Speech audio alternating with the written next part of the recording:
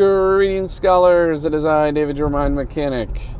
It is the morning rush, coming to you from Mobile Studio TH, where the skies are overcast, but spring is finally here. Finally, I keep saying that lately, but it's finally warm. That makes me happy. So, today, can't remember if I've done a video on this before or not, but it's worth repeating even if I have. And that is answering the question of what anxiety is. Anxiety, we could come at it and define it from a few different angles. So,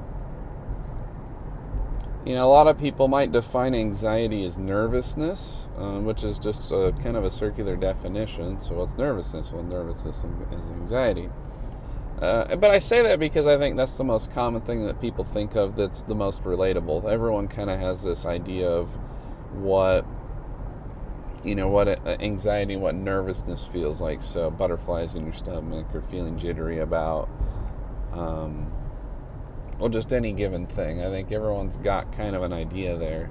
But, I really wanted to dig a little deeper and, do my best to kind of answer kind of the technical side of it, the physiological side, because that is what we're dealing with.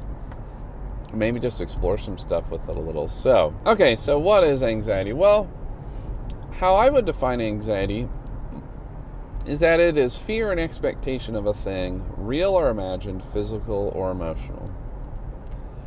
And so, fear, it's a fear-based emotion, and we're expecting something to happen. So, we would define someone as being in an anxious state if, for example, they experienced, or they went through life experiencing, I'll go to abuse, so someone who hit them a lot, and they, and given like a certain set of circumstances, every time XYZ happened, they would be in fear, so anxiety, they would have anxiety about, and fear and expectation of this thing happening. Now this would be a physical thing, maybe some emotional in that as well. I also want to point out, though, in my definition, it's fear and expectation of a thing, real or imagined, physical or emotional. So it could be imagined, or it doesn't have to be physical. So it could be emotional, and it doesn't have to be real. So unfortunately, you can develop anxiety about something that isn't there at all. And which isn't to say that the imagined thing isn't based in reality at all. So it could have its beginnings in reality. However, the reality now is, it's not really there. So, and there's another example of this as well. So, the other example is when people are, delusional, just straight out delusional. Like there's nothing really going on, black helicopters and, all the conspiracy stuff and all that, or hallucinations of one sort or another. Now, it's not that there's nothing going on there, but, it's just the, it's not really this thing that's there. I mean, it's sort of there, but now, that all being said, so again, fear and expectation of a thing, physical, emotional, real or imagined. So a lot of this ties into the fight or flight response. That's what most people know it as.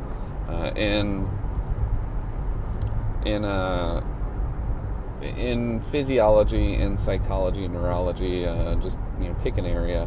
What we refer to it as usually is the stress response system. So we have two kinds of stress. Most people don't know that. We have eustress and distress. Now, distress, as everybody kind of knows, that's the bad stress.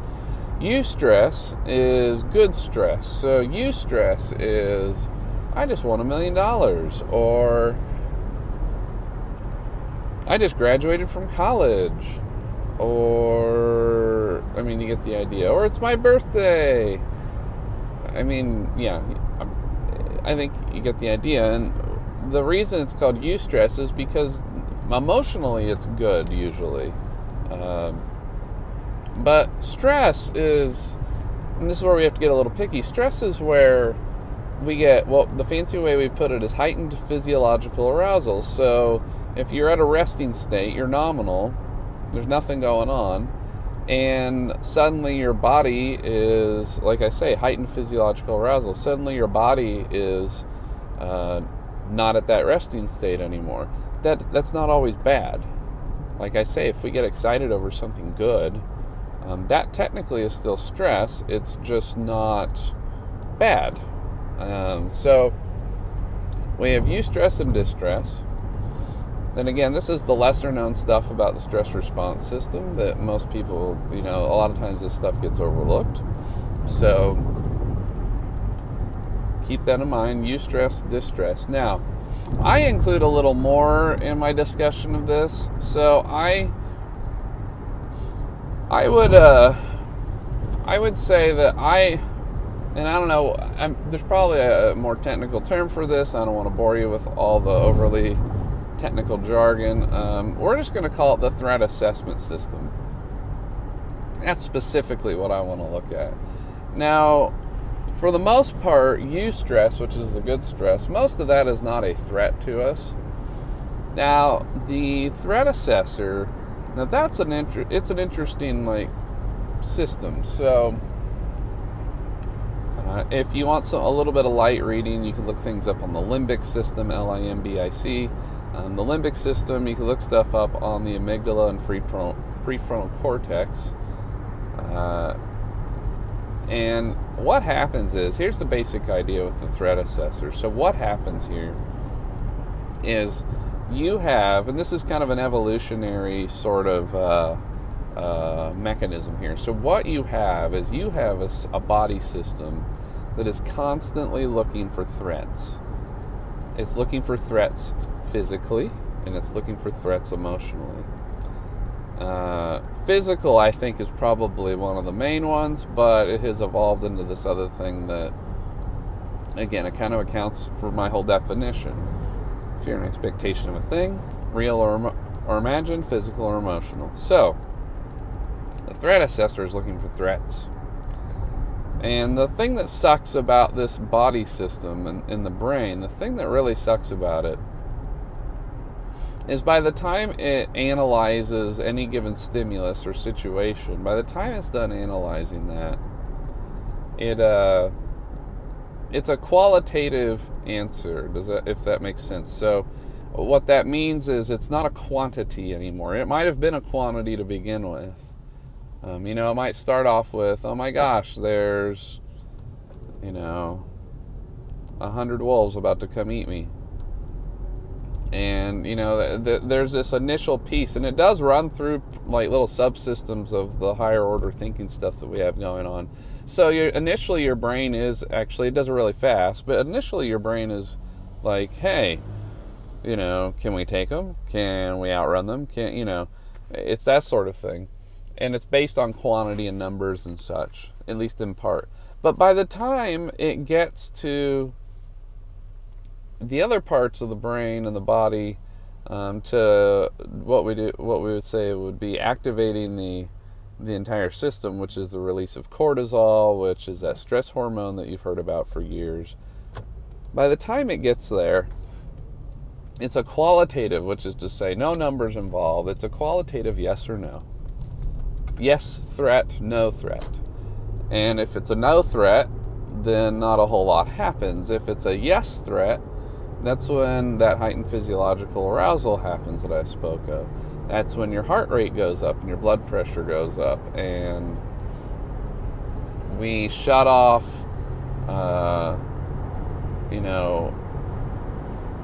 that's when thinking goes in the toilet. So the kind of the logic goes in the crapper, and we're not thinking very well. That's because the body's shunting blood to areas that are important. This is where the fight or flight part does come in, which is to say the body shunts blood to the extremities so that it can run really fast to the extremities into the heart and lungs, and it shuts off stuff to organs that we don't need to use at the moment, just about all of them. And it doesn't just shut it all off, it just reduces the activity. Like, digestion is not required in this. So, when you hear about people like not wanting to eat, they don't feel hungry after being stressed out. There's a reason for that. So sometimes it takes a bit for the body to recover and to shut off that stuff so that it wants to eat. And I don't know. I'm trying not to ramble here, scholars, but I think you get the idea. So we've got this threat assessor that's always looking for threats, always looking for issues. So, and if it notices one, it's going to try and do something about it. And I wanted to talk about this today just because I think, whether you're listening or watching this for educational purposes, or you really want to help yourself, especially that second one. If you're suffering from anxiety, I think it's just important to know what you're up against. It's important to understand how this thing works. It's important to know that there are physiological states that look similar but are not anxiety. There are physiological states that look similar that are not the threat assessor getting triggered. So, that's important to note. Things that can look like anxiety but are not are, I will say, this is just in my experience anyway in working with people. Now, exercise can trigger anxiety in some people, but what I would say, one of the most common things that I see in my practice is, one is people talking about feeling anxious in the morning, and they say, I woke up feeling anxious, and of course I try and walk them through this idea that maybe they didn't, and let me tell you why. Depending on when you wake up in your sleep cycle, there's a lot of neurotransmitters, a lot of hormones that get dumped into your system or that are getting pulled out of your system. All the little reuptake pumps for the sleep neurotransmitters, the sleep hormones. There's a lot going on when you wake up. And if you wake up at the wrong part of your sleep cycle, a lot of times you have no way of controlling this, but if you wake up at the wrong time, sometimes your heart's racing, and it has nothing to do with anxiety. It has everything to do with, the neurotransmitter dump. But a lot of people have mistaken this for anxiety, and that's fine. It's a common thing, and I've been there, and I could totally understand, thinking, oh my gosh, I'm having a panic attack. When, maybe you are, but you might not be. And some people have had these events trigger anxiety attacks, and you kind of get the idea here. But like I say, I think it's just important. I did this and talked about this because I really wanted everyone to just kind of pause for a moment and really think about what we're looking at, what we're dealing with our bodies and our minds when we're dealing with stress and anxiety. Now, it goes without saying, trying to reduce that overall is going to be good no matter what. Now, from a philosophical view, this is sort of that middle way, that middle ground that people talk about. And I would argue, this is just me professionally saying this, and I practice what I preach. So I would argue that basically avoiding stress of all types is good. We have to learn to adapt to things, to changes as they come. We need to have that ability in life.